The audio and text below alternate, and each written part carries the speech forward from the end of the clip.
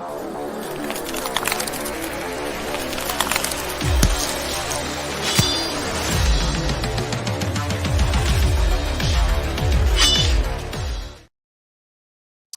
right, hello and welcome back to the mic drop. Yes, it's your host Luke right here with the mic drop. And guess what? Today we have somebody special.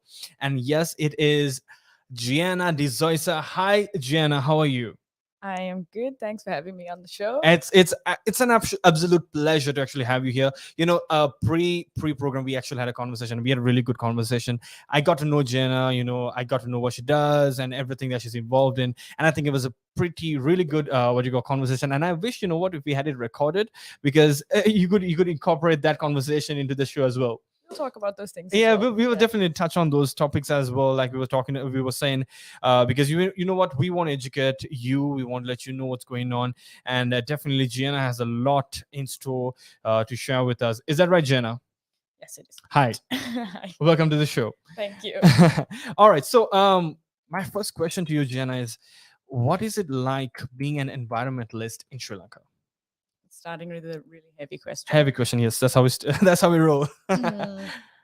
So, I mean, it's I would say it's necessary for more people to identify as environmentalists and to jump on that environmental train, but realistically speaking, it's really exhausting Yeah. because it feels like chasing your tail in this never ending cycle of uh destruction that's happening in the country. So yeah, it can be exhausting, frustrating, but when we see silver linings that kind of give hope, Yeah. it can also be quite fulfilling to do environmental work and know that your efforts are going towards something for the greater good, for the country, for the planet. Yeah, I was in awe, because I just had to ask you. I asked her previously. I was like, "What got you into this? What made you want to be an environmentalist?" She was just like, "I really don't know." Like, I was like that. I was like that since I was a kid, right? Because since she was a kid, and Yeah. and you just grew up to it, and grew up to be this person that you are right now. Is that right? Yeah, that's right. I think I had the privilege.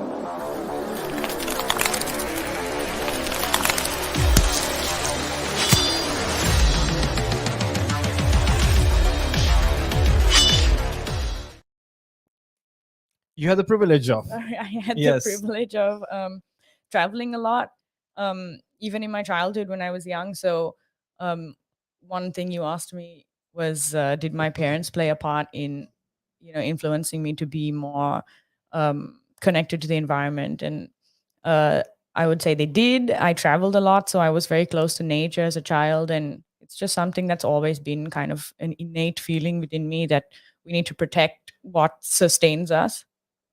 That's really amazing. Jenna, I want to know, in terms of environment and, sustainability and all of that, where does Sri Lanka really stand? Are we getting better or worse? Because, I mean, you just walk around the road and you see, litter, garbage, plastic, all over the place. So where do we stand, Sri Lanka? Where do we stand? And do we have hope? Um, I think to answer Tough that question. question, yeah, to answer that question in detail would take up the whole hour that we have for the show. So I'm going to give you like an annoyingly general and philosophical answer.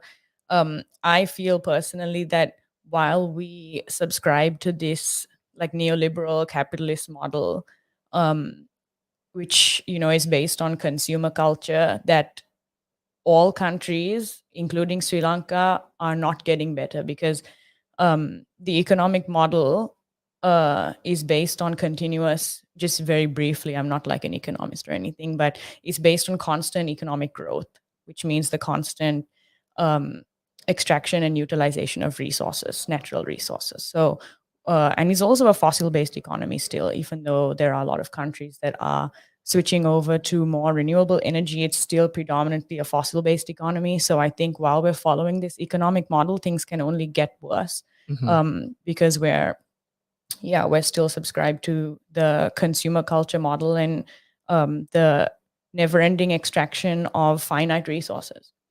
And what do you do in terms of sustainability, and how do you really advocate it within your social group or to the society per se? Um, different ways. I'd say that there are also many different types of environmentalists. I mean, personally, I have been involved in a number of different ventures, such as, you know, well, I was at one point the national coordinator for Extinction Rebellion in Sri Lanka, which is a global movement against extinction. It's a climate movement as well. And I also work in wildlife as a safari guide. I try to promote a more sustainable, eco conscious way of living through social media and just through interaction, like you said, in social groups and day to day life. Because leading by example, I guess, is one way that people become more aware about the different changes they can make in their lives. And yeah, just like there are so many people, some working on the ground, some working in litigation or on the legal side of things, and people raising awareness, doing educational programs. There are so many different ways. And I've kind of touched, dropped in a few of these different angles over the years. I see. Now, in terms of now, you were talking about law, legality, and all of that. So I just want to touch on that topic just a little bit, just to know, are there any laws put into regulation against those who disrupt or pollute the environment? Because I, what I believe is personally, if there is a law and if it's regulated, then people are bound by that regulation. So they have to they have to follow it. Like it's like it's no yes or no answer. You have to like you don't have a choice, sort of thing. Are there any regulations in Sri Lanka right now? I just think that's kind of funny because it's not that there are a lack of laws per se in the country. I mean, I think it's Article 2714 of the Constitution that gives, um, it recognizes the state's responsibility to protect and preserve the natural environment. And then under the CEA, the Central Environmental Authority, the Department of Wildlife, Department of Forests, there are the three provisions, which would be the I think it's Environmental Act, the Flora and Fauna Protection Ordinance, and Forest Ordinance. So under the purview of these, most of the environmental laws fall. And again, I'm not like a legal expert. I'm not a lawyer. I'm not. This is not really my area of expertise. But there are lots of other bylaws and things that come into play as well. So it's not that there's an absence or a lacking of laws in the country to protect the environment. It's just the implementation and upholding of them. Because what we see is also not just your average citizen that is not aware of or breaks these laws, but it's the state and the governing bodies as well that are not properly implementing and enforcing the laws to Yeah, ensure that the environment is protected. yeah, I see. And also, I think people ought to be educated, Jenna. Yeah, for sure. So People really need to be educated. Like, yeah, yeah. I mean, that's kind of what you asked earlier as well. Like, what hope is there for Sri Lanka? We have honestly such a treasure trove of biodiversity and natural resources and natural wonder on this island.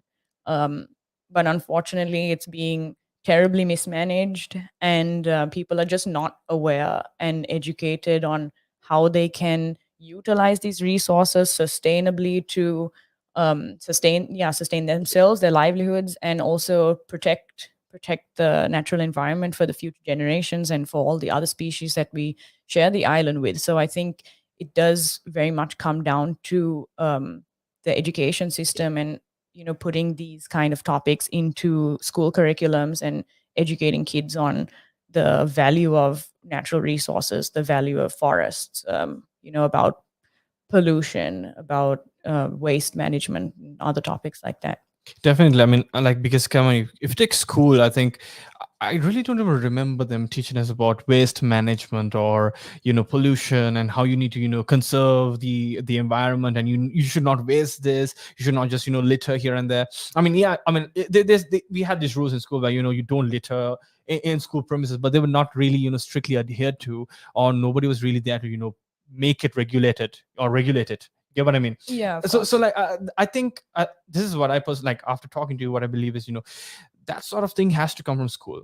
Yeah, it does. It needs to come from a young age, because even at like a preschool level, kids are so easily impressionable, and they're like sponges, soaking up information. So there Exactly. aren't really curriculums that, I mean, now I think it's improving, it's getting better. There are more things out there.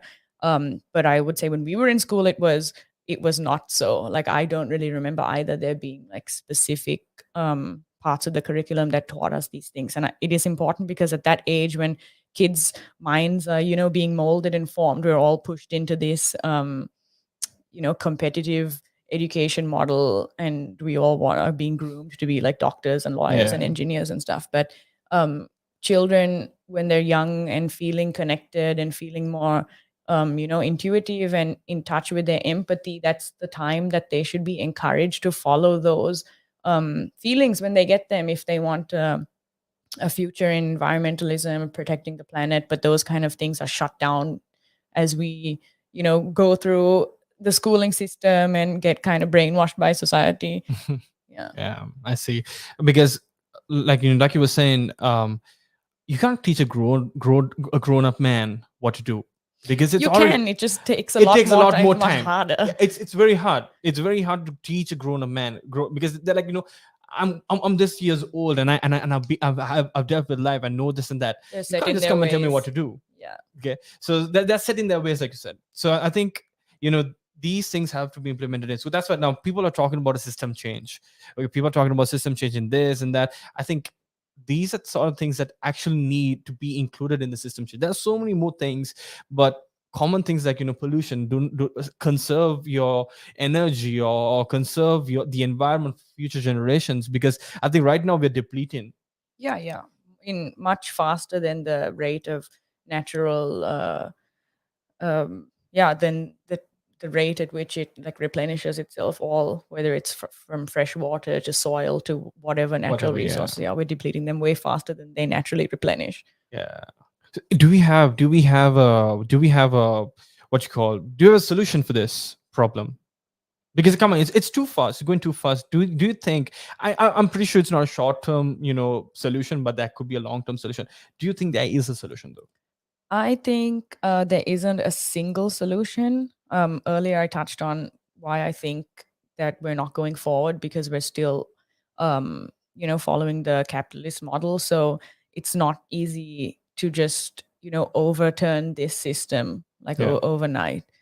So I think it's an amalgamation of many small solutions. From the very bottom, simplest would be each person, each individual looking inwards and making changes to their own lifestyles and what they demand, and just becoming a more conscious consumer and conscious in how they choose to live.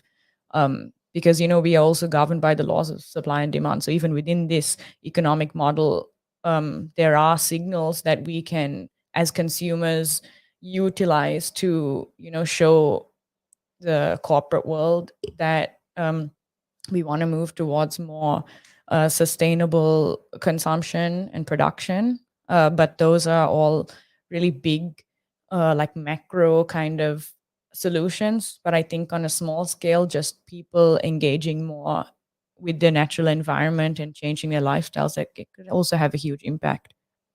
All right, folks. So you heard Jenna, and that's what you need to do. You yourself can contribute towards a better future for this country. Because come on, we all talk about system change, we all talk about this and that, and you got to live by what you preach. So you got to live the life, and you got to also be, a person who would not pollute or contribute to pollution. All right. So this is the system change that we want to bring into this country. That being said, do follow us on our social media handles. We are on Instagram, Facebook. We are on YouTube. Whatever you name it, we have it. Okay, so just join us, tune in with us, log into our social media handles, and hit that subscribe button on YouTube. That being said, we have to go to a short commercial break. And that is more. So do tune in. Do hold on to your horses. Do not go. Leave. Stay on, because we have more to talk and more to talk on this topic. So yeah. So we are ready for a short commercial break. We'll be right back.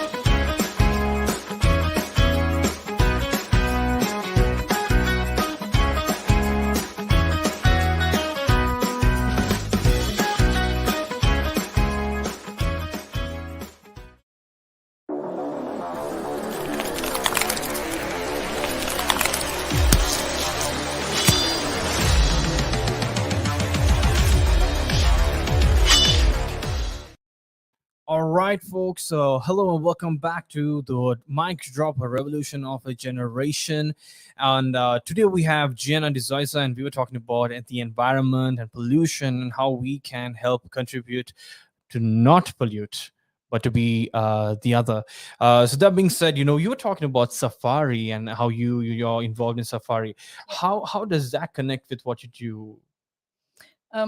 So what I actually do, I work as a naturalist Hmm. or a safari guide for tented camping safari companies. So I've worked for two in Sri Lanka, both in Yala, which happens to be the most visited national park out of 27 national parks in Sri Lanka.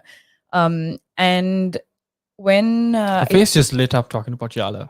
If you already notice. Oh no, I mean I miss work because I haven't worked in a while because there's not as many bookings and stuff at the moment. But uh yeah, Yala is a crazy place. Block one Yala is it's tough to guide there because of the crowds and the jeeps and stuff, which is also like it ties into what I was going to say. I think it makes a huge difference when you have a competent guide on safari rather than you just drive around in the park without a guide, because it makes the whole experience an educational one where people leave the safari or leave their jungle holiday with more knowledge than they came there with. True. So learning about different species of birds and trees, flowers, animals, learning about ecology and animal behavior, and that I believe the yearning to protect and preserve the natural environment comes with knowledge about it. So when you pique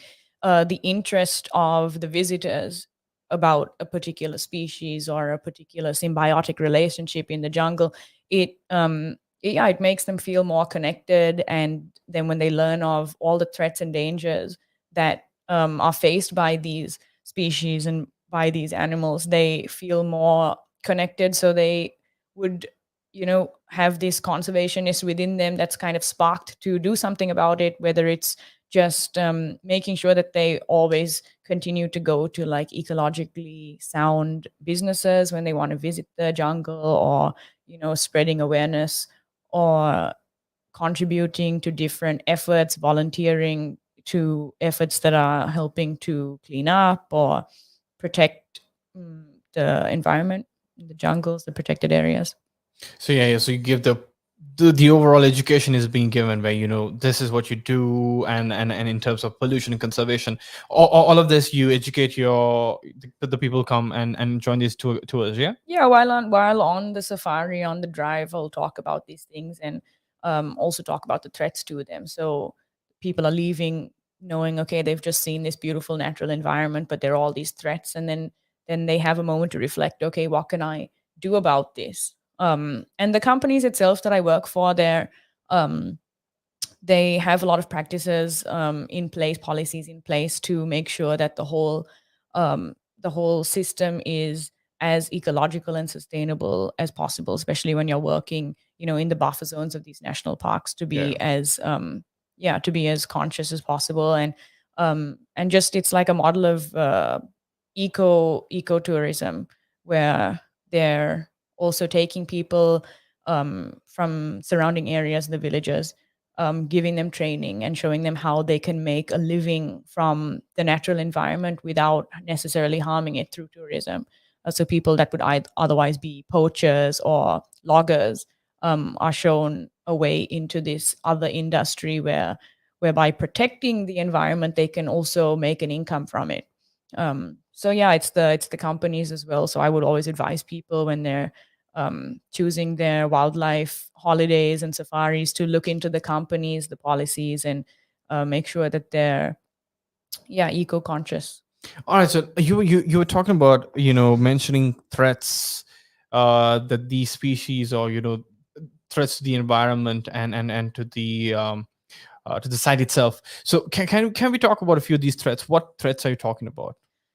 Oh, there's a lot to name, but yeah, just to name a few, I would Probably the main ones. yeah, I would Yeah. say like large scale deforestation for development projects. Not a lot of them, I would say, would be 100% legal. We Yeah. spoke about the legalities of things earlier and how these laws aren't really In place. not in place but not implemented. And it would be also the large scale clearance of mangroves, coral, uh, and so yeah, for the animals per se, that is a loss of habitat. So that's increasing the risk of endangerment or extinction. Because as a lot of the viewers might know already, Sri Lanka has we're a biodiversity hotspot, and because we're an island, we have a high level of endemism, which means particular species that are only found in these regions, in this place. So when we are these drivers of deforestation and endangerment are posing a huge risk to some of our endemic species, which, if they were to go extinct, we would not be able to get them back. Get them back. Yeah. So yeah, I would say it's just I would say development, like um, unsustainable development, is the biggest threat right now to the natural world. And the fact that there's a lot of illegal development and illegal logging, illegal agriculture that goes on across the island, which is all like fragmenting fragmenting habitats. We have a lot of human wildlife conflicts that we don't yet have completely sound solutions Solutions for, that for, are yeah. also being implemented. There are a lot of things being tried out, some of them with more success than others.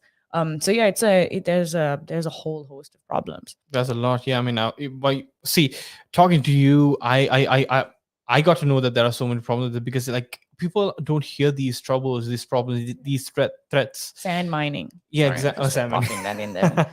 And not a lot of people know about this stuff. Okay, and I think like we were talking about education, these are things that also people need to be educated about because like I said, you can't. It's hard to go and teach an old, a grown man to not do this, but from a younger age, when you teach them, you know what? If you do this, if you contribute to deforestation, this can happen. This can happen, and these are the adverse effects of it, and this what can happen. So it all comes down back to the education. Yeah, definitely. All comes back to the And it's a education. whole chain. People don't understand where in the chain they fit in. So even Yeah. when it comes to food production or what you choose to eat, they don't understand the repercussions of their consumption choices. So whether it's, I mean, from development to food to clothing to whatever aspect of life, there you always have a choice. But we're bombarded with mass media marketing, and we're made to believe that convenience is the best way Yeah. to get anything done, just in the most convenient, fastest, easiest ways, and which is not always the most sustainable or ecologically sound. Um, so yeah. All right, so talking about food and also we have to talk about this. So you on your social media you advocate on a plant-based lifestyle. Is Yeah. that correct? Yeah. All right, that being said, you should go and follow her. Her Instagram handle is Island JE. Yeah. Am I right? And Yeah. G. Island G. So do follow her, and you'll get to you'll be updated on what she does and her day to day life and all of that. So again, coming back to the question on social media, you advocate on a plant based lifestyle. Can we talk a little bit about that? Yeah. So What is that all about? before I even start, I just have to say, regrettably so, that at the moment, I have kind of slipped back from living like a 100% plant-based lifestyle. But I know that I shouldn't be ashamed to say that here, because it is a journey and it's a whole process. Which one undertakes when they decide to go plant-based. I'm trying not to use the word vegan because it turns so many people off. Yeah. But just for purposes of clarity, I would say a vegan is somebody who lives a plant-based lifestyle and also is active in advocating the lifestyle and Yeah. promoting it to other people. So I was actively outspoken about veganism or plant-based living on social media, and I think that's a huge it plays a huge role in making your lifestyle more sustainable. That's what we were talking about Yeah. earlier, because animal agriculture is one of the driving causes of greenhouse gas emissions and hence climate change. And I mean, there's three aspects to it. I would say the climate change aspect. So um, because of the nature of the big ag, and then there's the health aspect, where eating a lot of these animal products that are most of the time heavily processed, and contain a lot of antibiotics and hormones, uh, they do cause a lot of like the main health problems that we see.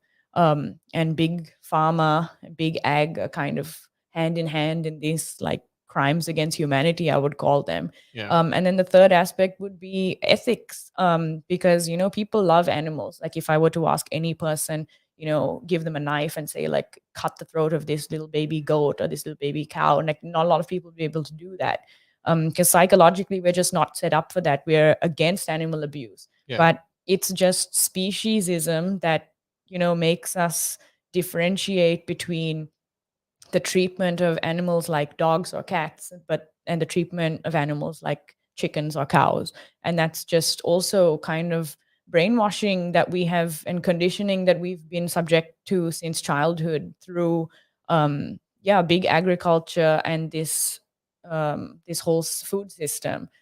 So there's a lot of value in taking back the power of knowing where your food comes from and how your food is produced, and to just eat in the most ethical way, where there's been no harm caused to any other living beings, um, whether they're humans that are, working underpaid to harvest your food, or whether it's animals that are literally sacrificing their lives for, like, 15-minute pleasure, when it's very easy to sustain yourself and be actually healthier on a plant-based diet. But when you say, say plant-based diet, there are also certain, nutrients or minerals that you get off of meat. For an example, protein, then again calcium. Now these are things, yeah, you can get them off of plants, I guess, but I'm not sure the protein. But see, there's a certain level of protein that you can get off meat. You get what I'm saying? Most humans consume a much higher um, amount of protein than their bodies actually need to be healthy and function normally.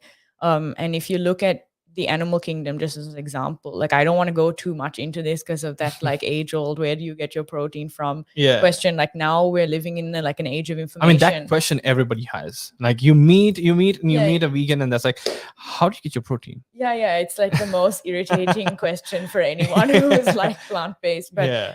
if you look at the animal kingdom and you look at like some of the biggest, toughest of them all, like buffalo, Yeah. elephants, um, gorillas, uh, they're all Plant-based. plant-based. Exactly. Rhinoceros, like any of these animals, and they are getting their protein, 100% from plants. So we're just Different cutting out. metabolism, I guess, altogether.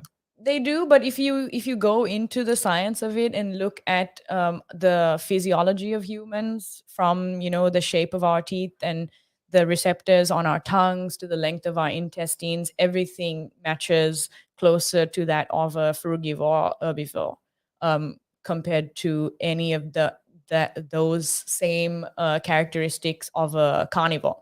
So, because if we were natural carnivores, we'd be able to take down like a gazelle or a deer Yeah. just with no tools. We'd be able to like run after it, Yeah. catch it, and rip its neck open with our teeth, which we can't We do. can't do that. Yeah. Because where we get our meat from is a supermarket where we go and pay money for it. And very little of what we do is natural anymore as humans in this kind of modern society. So, because we have the moral agency to make decisions based on our ethics and our principles, why not choose a lifestyle that causes less suffering and is actually better for our health and better for the environment?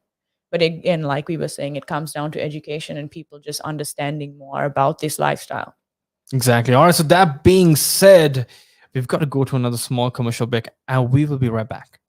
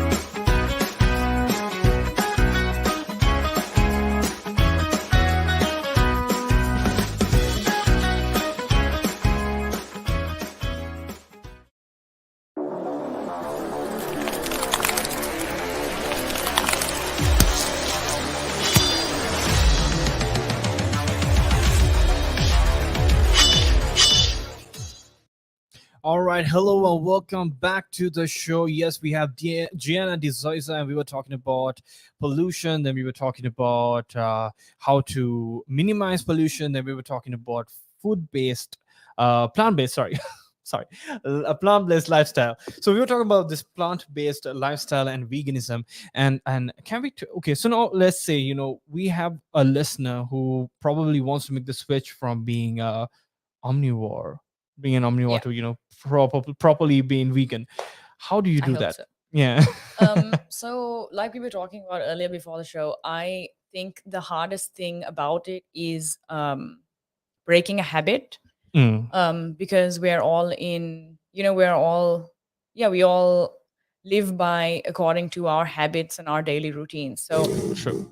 after you've I think the easiest way to break the habit is first and foremost, like we've been reiterating throughout, education. So there are so many different resources that are available online, documentaries that give like really factual accounts of what I was briefly touching on before the break. So I would suggest that people start with educating themselves. So there's a number of different documentaries that you can watch and other reading sources that are available online. So, once you just start that initial research, you're going to fall down that rabbit hole of, vegan literature Yeah. and documentaries. And there's so much available. So, I would say once you're more educated on the topic, it makes it very clear the choices that you have going forward. And like I said, when we started talking about plant-based lifestyle, that I regrettably have to inform that I'm not a textbook, definition vegan at the moment. I still 100% advocate and promote the ideology. But you have to give yourself allowance to slip up sometimes because breaking a habit is hard. Yeah, true. And owing to different factors, like for me it's just my lifestyle, traveling around a lot because of safari work and things like that I haven't been able to always be in complete control of my diet. That, yeah. However, the lifestyle extends to more than just your food choices. It's also like clothing, not wearing and buying clothes that an animal's been like tortured and killed for.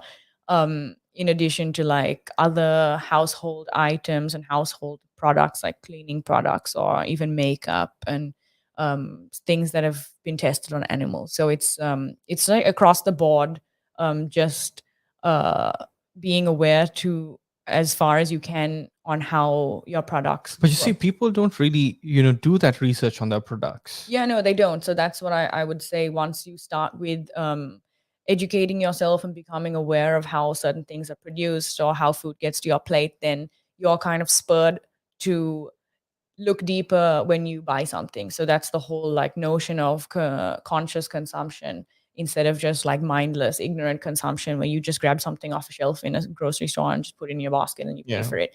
You read the ingredients, you look at the company that owns, the product and how sustainable this company is. So it's always better to buy local, buy small scale from, local producers. And that also just takes away a lot of the emissions that would be involved in transportation costs Yeah. of imported products. And right now we're in the middle of like a forex crisis Yeah. where imported products are also going to be less and less readily available. And it is important that we support local producers so that some of these industries don't collapse in the middle Yeah. of this economic crisis. So that was regard to, food or whatever it is, clothing, household items. So yeah, after education, I would, like I said, just say to be gentle on yourself and understand that it's a process. And you will slip up sometimes, but it's always as long as you carry on.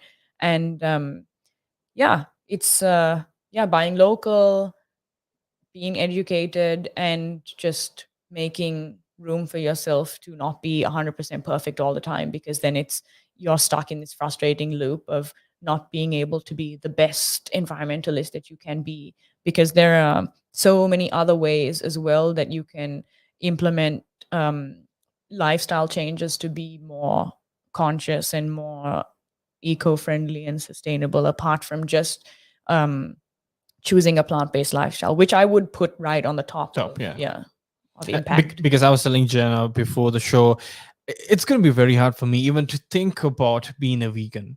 Because I mean, The my, future I've is vegan. You exactly. will one day. Yeah. You see, I was brought up in a family where every meal we had meat. So was I. Okay, every meal we had a meat. If it was a meat, it was at least an egg. Okay, fish, whatever we had a meat. Okay, and recently, very recently, this happened to me. So a few of my friends, we got together, and we had a pizza. Okay, and my friends ordered the pizza, and he, without my knowledge at all, it's just a cheese pizza.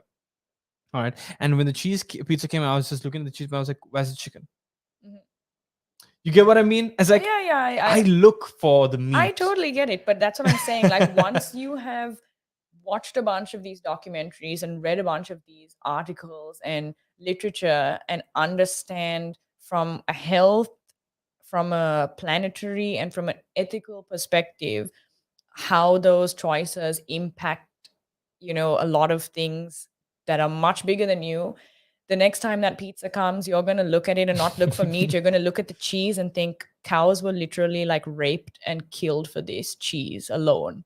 It's just a case of reconditioning your mindset to be in alignment with your moral values, because like you're a good guy. I'm sure that you don't Thank you. support and promote animal abuse.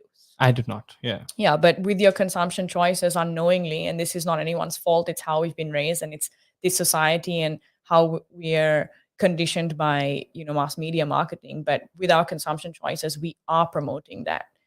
So if we don't want to subscribe to these unethical, violent industries that are harming the planet and harming like innocent baby animals that have done nothing to deserve that, then it's just a case of making a different choice. Like I believe that we always have a choice, but we're just blinded by wanting to do the most convenient thing or the thing that we've always known. So that's why I again said that it starts with education and awareness. And it's not always the easiest thing to do, because you're suddenly finding out that a lot of the things that you learned or that you thought are actually a lie. And it's Yeah, true. called cognitive dissonance, where we're able to disconnect from the whole process of what we're actually doing or the ramifications of the choices that we make. So it's a huge life changing movement. It's a lifestyle, Definitely. Yeah. more than just a diet or yeah. So yeah, we can talk more about this after the show as well. Yeah, I'm definitely. gonna We will. convert you. We'll see. I mean, you're convincing me. I mean, you're telling me, I'm there, but not quite yet. But we'll see. We'll see. We'll see. We'll It's a definitely see. process. All right. So, also, Jenna, you were very active with the Aragale, with the Aragale that we had, and all of Having that. I'm sorry. that we're having That we're having, still having, still exactly. going on. And I want to ask you, being an environmentalist and all of that, what steps were taken within the Aragale in terms of sustainability? Because you see how they were promoting, we were promoting so many things, so many things that we wanted to see a change in this country, Yeah, system change. system change, right? So what steps were taken within the Aragale itself for sustainability? Yeah, I'm not gonna be able to completely sugarcoat it. The sustainability um within the occupation sites was definitely challenging. Um, and I think that is very much to do with the availability of um, uh, like companies and systems in place to deal with like recycling and Recycling, waste. okay.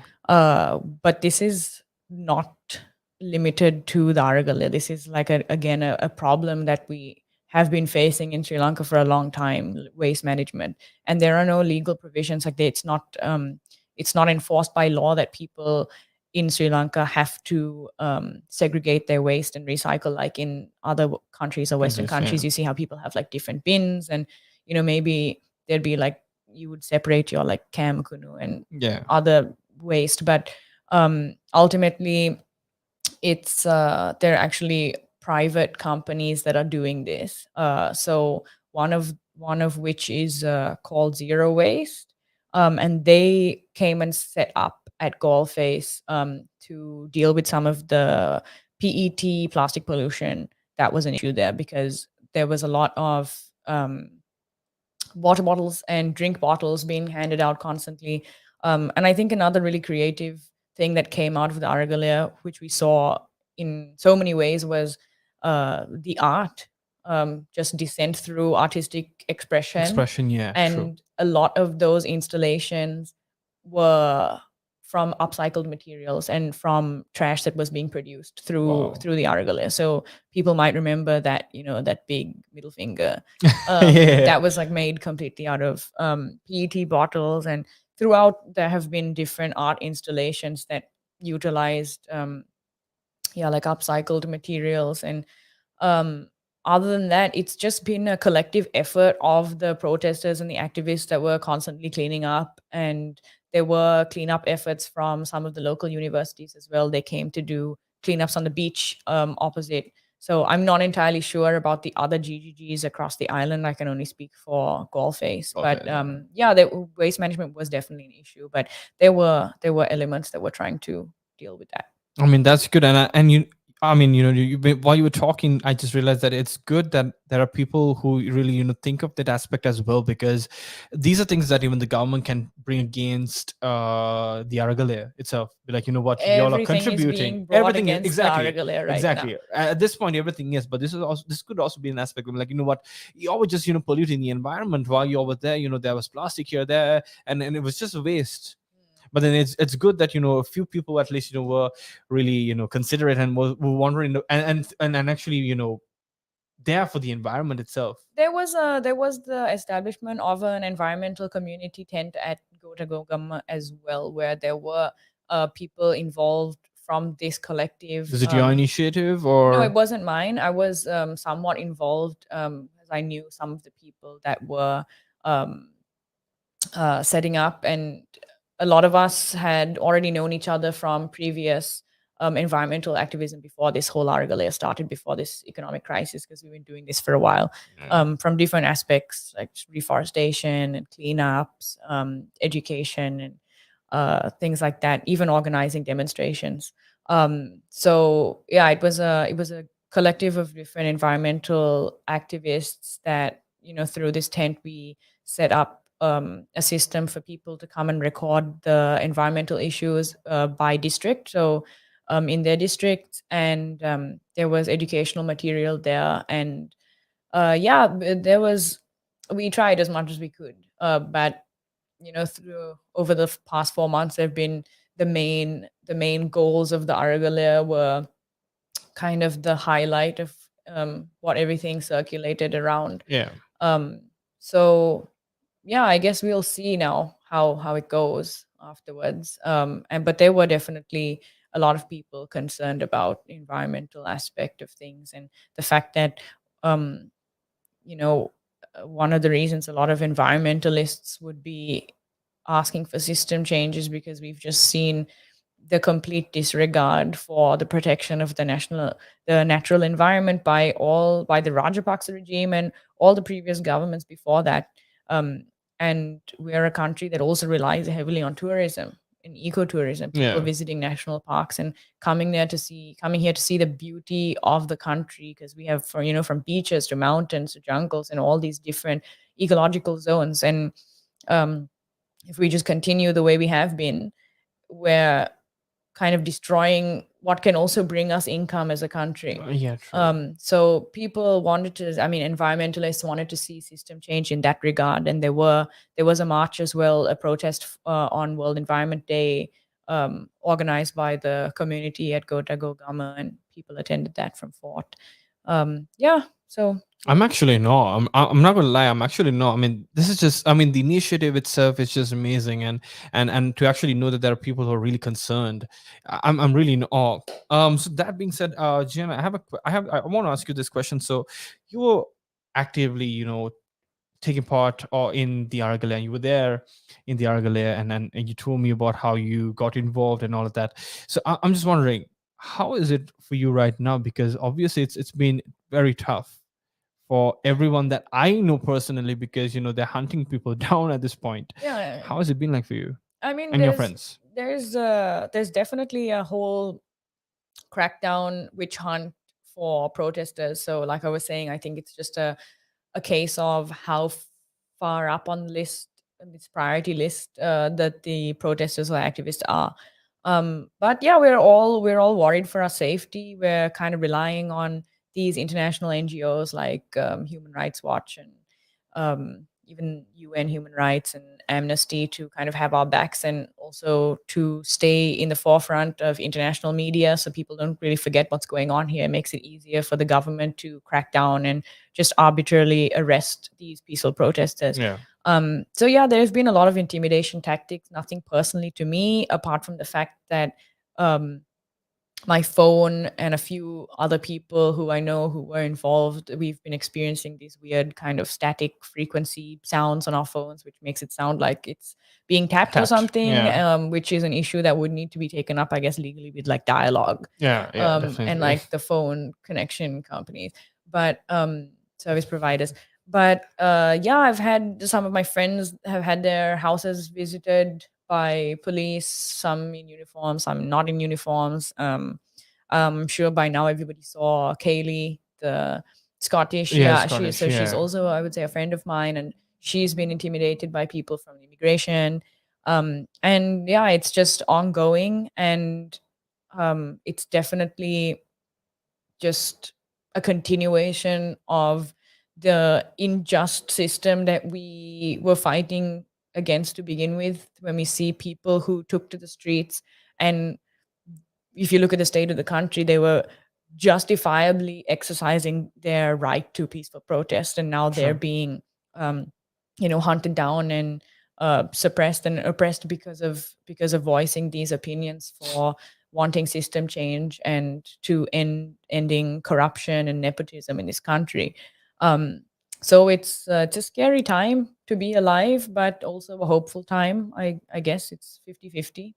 I mean, yeah. I mean, it is a scary time to be alive, right now. But I think there is hope for this country, and that's why I think all of us are really, fighting really hard for this country, because we see hope, and we want to have a future, and we want to see a future for this country, because Of course. we were born here for a reason. We have a purpose. We have a set purpose, and that's why we were born here.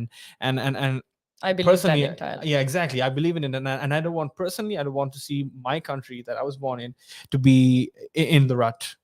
I don't want to. I mean, so many people have so many opportunities to leave the country, but I'm like, no, I don't want to leave this country. I don't want to leave this country in the rut. Same. It's like leaving the sinking ship. Exactly. And I feel like this Argale was also the first time that, to an extent, these class boundaries were We're broken. broken. That was immensely seen. Yeah, Because yeah, even now we're sitting in this studio and talking from a really cushy middle class perspective, but the economic crisis has led to so many people not even being able to feed their children 3 meals a day, and that's the yeah. reason that we took to the streets, not because we're facing like imminent starvation. Like, sure, everybody's inconvenienced by the queues and the inaccessibility of like essentials, but it's the lower socioeconomic class people, the working class, that are really suffering. And I mean, that's just a whole issue by itself. Like the fact that a whole generation, like a majority of generation, is Generation. growing up Yeah, like malnutrition. yeah. True. And kids not being able to even get to school because the transport issues. And yeah, so it's so much bigger than just middle class, upper class problems, which is, I think, why this Argalia was an eye opener for a lot of people, especially amongst Colombo elites that are so comfortable in their privileged bubbles, living their lifestyles without any sort of regard for what's happening outside of Colombo or outside of their lives. Yeah, And also, it brought together the whole country. I mean, despite race, religion, people were all together, and it was really, my perspective was beautiful. it was It beautiful. was very beautiful, because I was also part. I was with the People's Power tent, and I saw how those people, they had their busy schedules and all that, but they still were there. They were handing out the food, the biscuits, and I was also a part of it, because it was a lot, but it was amazing. It was good. The experience was good, and what struck me was there are people who are still fighting for this country. Yeah, it's still going on. The Aragale is not over. And I mean, we'll have to see what happens on the 10th. And I think one misconception throughout has been that gall face or the occupation sites are the Aragale, but that's not really the It's not. case Yeah, it's the because, people. yeah, it's the people wherever they are in the country and with whatever they can contribute to this uprising and this movement. So, this under Ranil's leadership, we're not going to maybe be able to continue in the same way. Yeah, true. So it's just a case of re-strategizing and remobilizing, because in my opinion, the eyes of the world are on us right now, Definitely. and at some point we will have an election. Definitely. So Yeah.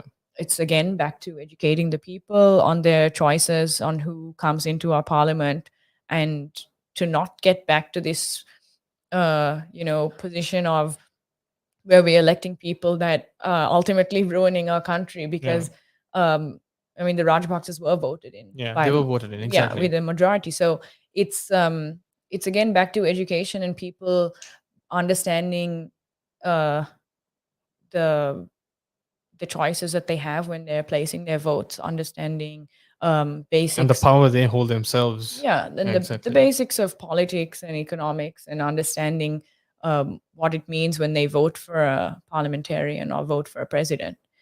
So that's another avenue that we can take when we're leading up to the next election. Definitely, and we can go just on and on and on talking about the Aragale and all of this, but you know what? We're running short of time. But I want to ask you this question because I think this is very important to ask you in terms of the future. What plans do you have for the future? Because I think we were having this discussion before, and you were like, the future is plant based. Yeah. Okay, the future is plant based, like it or not. So, what are your plans? What do you think can be implemented in this country to be self-sustained, to not be dependent? Like you said, it's come to a point where exports are, what do you call, imports are scarce, and it's hard. Mhm. So yeah, what Um, plans? so I mean, personally speaking, that's what you're asking me. Yeah, Personally, personally, yeah. yeah, So yeah. personally speaking, um, as I mean, I will still be involved to the capacity that I can be in Naragale as it kind of shifts and evolves into whatever this next phase is going to look like. And at the same time, I am Not involved just Yaragale, actually, Jenna. I'm talking about in terms of life. yeah, life, a Yeah. sustainable life. Yeah, So yeah, I will just keep educating myself and doing the best I can to raise awareness about environmental issues. And I am part of a soon to be collective of people, which was founded or is founded by my partner currently, to set up an off-grid, self-sustained, like, sustainable community, community. whereby we can grow our own food, generate our own electricity, and have like a circular system. With an impending food crisis and with the depreciation of the rupee, I think it's like a now or never time to set something up like this. So he's been um, organizing and planning for this for a long time now, and it will be an opportunity for people to see a model of living that is kind of outside of this matrix rat race that we're all engaged in, Yeah. where we're just chasing GDP numbers and just trying to accumulate wealth to buy possessions, where we can yeah, we can put forward a model, um, a successful model that operates smoothly, that is not based on a hierarchy, where people can live in harmony with each other, in harmony with the earth, and we can grow you know nutritious organic food. um, and yeah, I think that's the way forward, that these kind of communities exist in a lot of other countries, like in Yeah. Costa Rica and India and Spain, I believe. And yeah, it's time that Sri Lanka, with all it has to offer, can also implement these different kind of value systems into a whole living system and a different type of society. All right. Thank you so much, Jen. I think that was a really great conversation. Thank you so much for Yes. saying yes, and thank you so Thank much you for for coming. having me. And I think, folks, that was really good. I mean, and I thought, and I believe, you had something to get out of it, because I learned a lot. Thank you very much. I learned a lot, and we'll see about the vegan thing. We will, we but will. but that being said, thank you so much again. And this is a mic drop, and we have come to an end. We're running short of time, and you know what? Time is running fast these days, and we have to say goodbye at this point. But don't worry, we're gonna come back next week, and hopefully we'll have you back again, maybe for another session, for another interview, and I would we love can see to. how we, yeah, maybe a part two. Yeah. Yeah, definitely. All right. Thank you so much, Jenna.